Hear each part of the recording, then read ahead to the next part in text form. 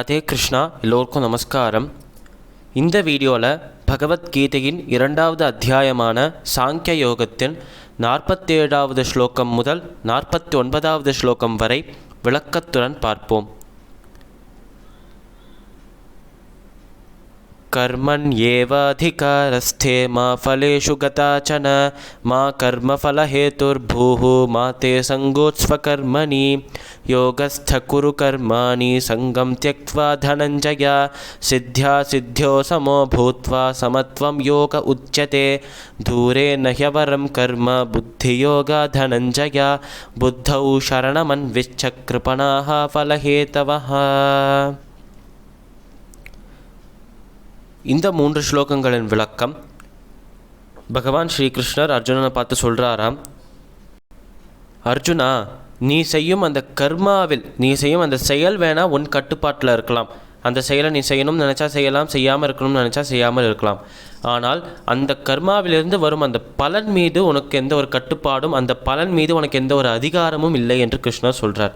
அதனால் கர்மாவை செய்வது, செயலை செய்வது மட்டும்தான் நம்மளோட கடமையை தவிர, அந்த செயல்லேருந்து வரும் நல்ல பலனாகட்டும் கெட்ட பலனாகட்டும் அது எதுவாக இருந்தாலும் அது பகவான் நமக்கு தருது.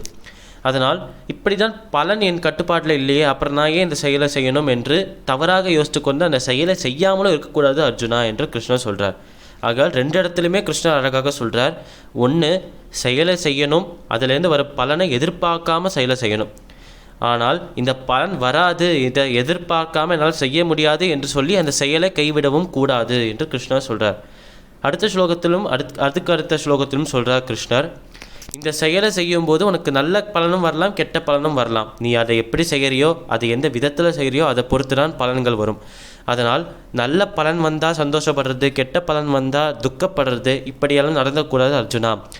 பலன் லாபமாக இருந்தாலும் சரி, நஷ்டமாக இருந்தாலும் சரி, அதுலேருந்து உனக்கு சுகம் வரா மாதிரி இருந்தாலும் சரி, துக்கம் வரா மாதிரி இருந்தாலும் சரி, அனைத்தையும் கட்டுப்படுத்தி கொண்டு ஒரு நியூட்ரலான ஒரு நிலையில் இருக்கணும். அதாவது சுகமும் இருக்கக்கூடாது, துக்கமும் இருக்கக்கூடாது, ரெண்டுத்துக்கும் நடுநிலையில் இருக்கணும் அர்ஜுனா.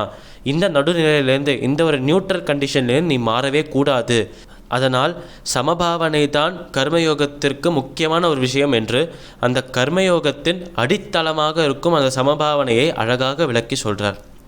பகவத்கீதையின் 2வது அத்தியாயமான சாங்கிய யோகத்தின் 47வது ஸ்லோகம் முதல் 49வது ஸ்லோகங்களின் விளக்கம் இதுவே. சமஸ்தலோகாः சுகினோ பவந்து. சர்வம் ஸ்ரீ கிருஷ்ணார்ப்பணமஸ்து.